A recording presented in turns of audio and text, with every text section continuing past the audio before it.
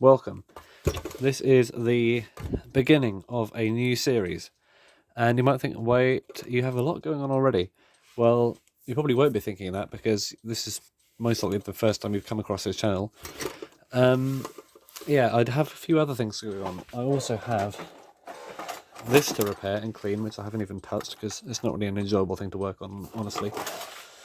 And that is, of course, the Halla Beetle. But I also have this Francis Ringer. Ooh, I was supposed to fly around a bit faster than it did, but oh well. This Francis Ringer kitchen timer or something with a missing number 35. Nothing in it because it's all in a box up there.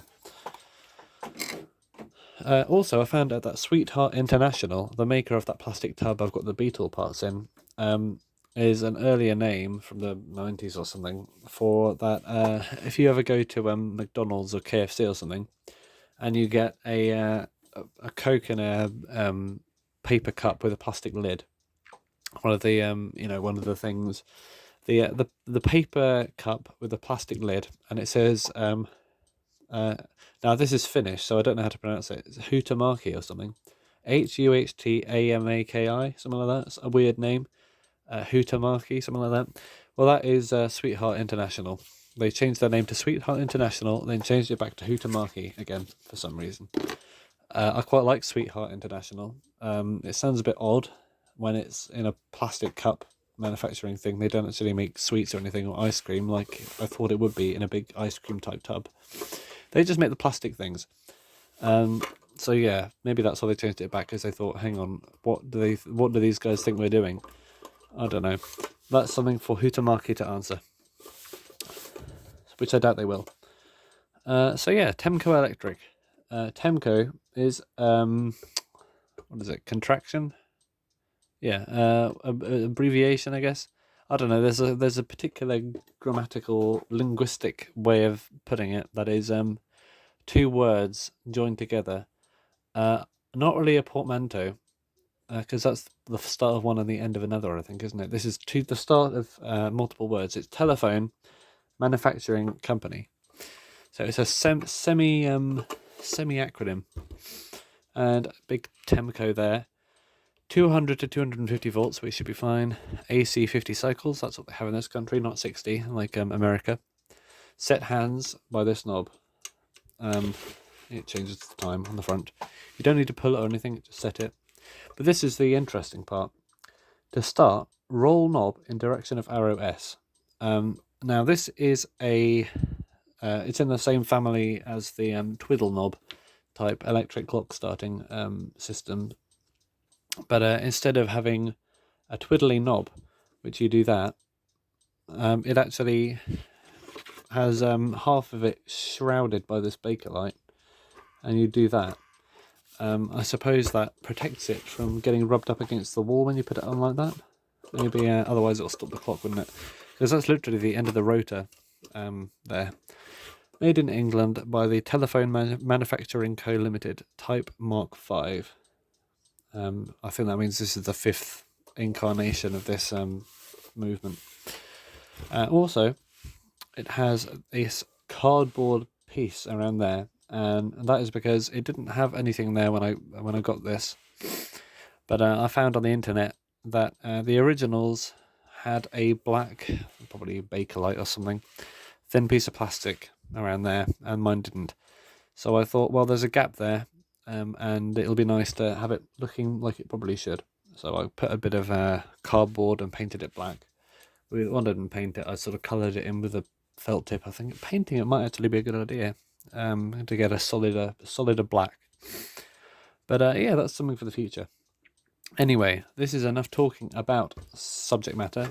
We should be looking further into it.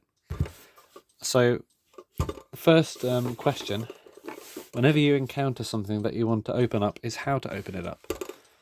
So let's get a flat-bladed screwdriver. And there are no screws or anything on the front.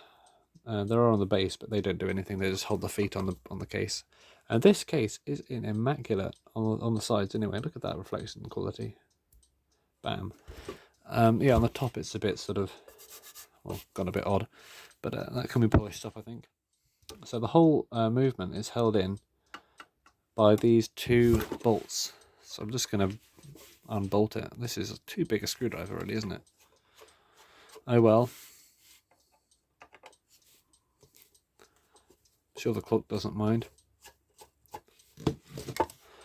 And yeah, I have not ever, this is the first time I've run into one of these TEMCO clocks in person. They're not uncommon, really.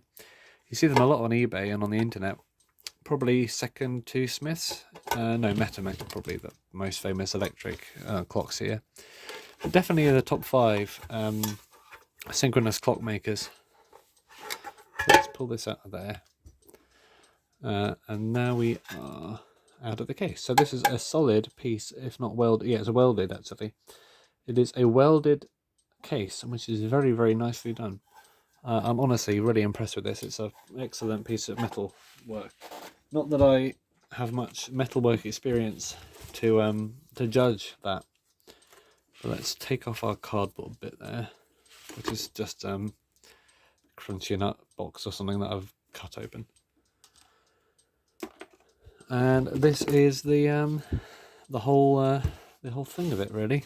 It's this completely sealed Bakelite shell with this bezel on the front of it, which is screwed in from the inside. So I have opened this up before, but I haven't opened it enough to service it. So I think the next bit is to take this knob off. I think that just pulls off. Yeah. The Mark IV, this is the Mark V. The Mark IV movement had a Bakelite knob on it. I imagine they changed that out because they broke a lot. I don't know. But yeah, I don't know if there are any other differences between the Mark IV and the Mark V, or what the Mark 1, 2, and 3 were. Maybe they were all prototypes, I don't know. But this is from the 40s, I think, isn't it? Where are my pliers? Not those pliers, these pliers. Alright, and to do this, there are these interesting flaps, which are, they're not interesting really at all, they're annoying. These flaps of metal which have been bent in, and in order to get the thing out we need to unbend them, and I think there are probably a limited amount of times you can really manipulate these before they get fatigued and break off. But I think we're good for today. Just have to be very certain that we're finished with it when we come to put it back together again. And with a bit of persuasion, I think we can wiggle it out of there. Oof. Not easy though.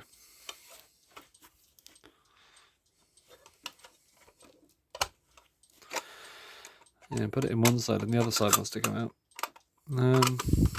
Oh, okay. That's that. We have our glass.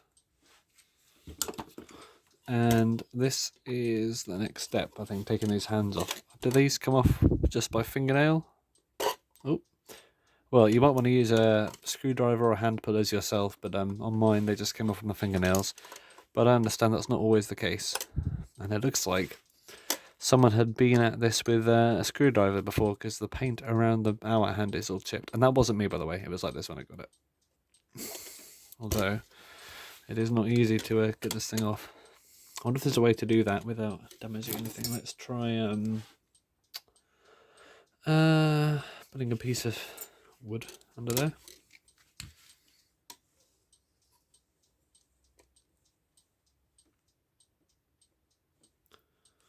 You can't see that, can you? I do this quite a lot, this particular method. Seems to work usually, but this is just very stiff. Ooh. Yeah, well, no damage, no extra damage done. How else can I get this off? Hey, does this just come off with the... No, this needs to come off. Okay, sometimes the hour hand actually can come off with the dial because it's not attached on the inside, but this one, it appears to be. Let's try these.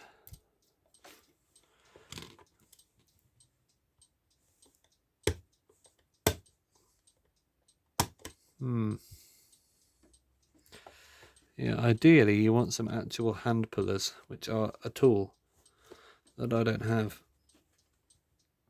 and probably should invest in. I've heard they are of limited use in the practical application of things. Although I think we got it off a tiny bit. Let's try it from the other side. Maybe it's skewed in that way.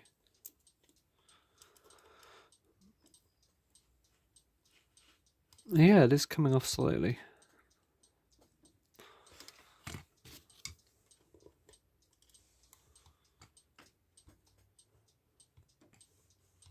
There we go. Alright, I thought that we did that. That was quite a success. If that wasn't already damaged, I don't think we would have damaged it much more. And even this is held in with... Well, let's take this off.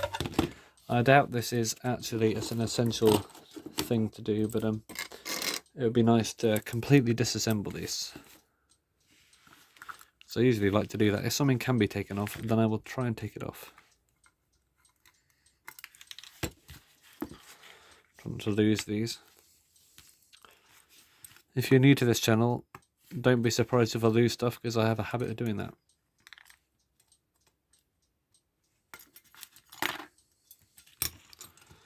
Alright, so we have... Ooh, clearly the environment has not done this dial any good.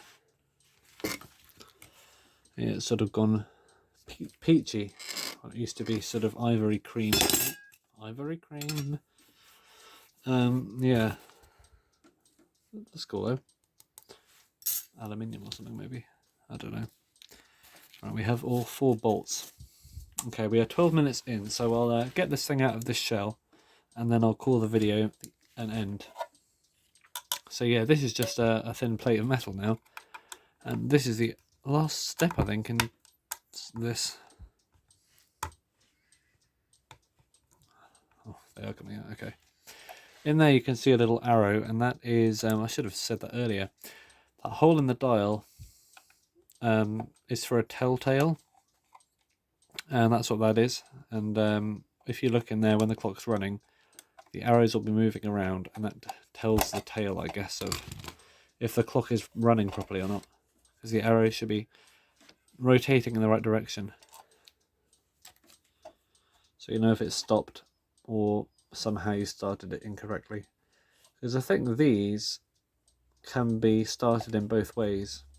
When you roll the thing, you could roll it in the wrong direction or something, I don't know. Yeah, that is a bit sooty, it looks like. Okay, well, yeah, it's looking good so far. Yeah, we have quite nice thick cheese head bolts in there. Nice thick brass nuts, and looks like pretty solid steel holding this thing together. So yeah, that's quite a nice feature. You can see in there we have this big fibre gear made of Tufnell. There's another one here facing that way, so that must mean there are worm gears in there. And yeah, a lot of the higher end electric clocks use worm gears, brass machined ones. It seems to be that the more expensive ones use brass worms, and the cheaper ones used just a lot of disc type gears. But then, of course, we have the plastic worms, which could be easily produced. That was a Metamec thing, I think.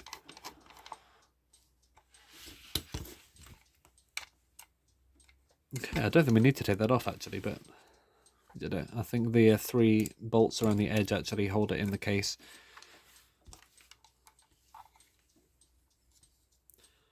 The good thing about recording these videos is that if I forget where something goes, I can just go back and watch it. That's nice thick steel. Here we have our first wheel removal. Oh, wow, this is long. Okay, I wasn't expecting that to come out. Nothing else comes out. Well, this might want to come off one day. I don't know if it absolutely has to. I think really. Oh no, it is. It does have slits underneath, so it could be removed. Let's just try and remove that then. Let's do it when we get the movement out, because I think it does need to come off. If it can be removed, then it will definitely help, because we can get access to that bearing to clean it and oil it and stuff. And what I'm really doing with this thing is I'm going to be completely disassembling it, cleaning all the parts, putting it back together again and oiling it. And that should prolong its lifespan and make it run better. Because this does actually work. It's been plugged in before and it runs very well. But I think we can only do it favors by servicing the movement. There we go. And this big thing in here is the motor. It's got a rotor inside it which spins with the synchronous electric mains thing. Synchronizes with the mains current, which has a frequency of 50 cycles per second, and that is maintained by the national grid, I think. So the clocks can run perfectly on time, and they do. They are probably the most accurate clocks you can get. Domestic clocks, that is. Oh, there we go. That's the rotor in there. So that spins around, and it basically just turns the hands with a gear reduction. So yeah, where do we go next? I think this video is long enough, to be honest, so I'll just have a quick see if I can remove this telltale. Yeah, that's coming off. That was easy, wasn't it? Oop, there we go. So thanks for watching, and hopefully we can make more progress on this next time and actually get this completely disassembled.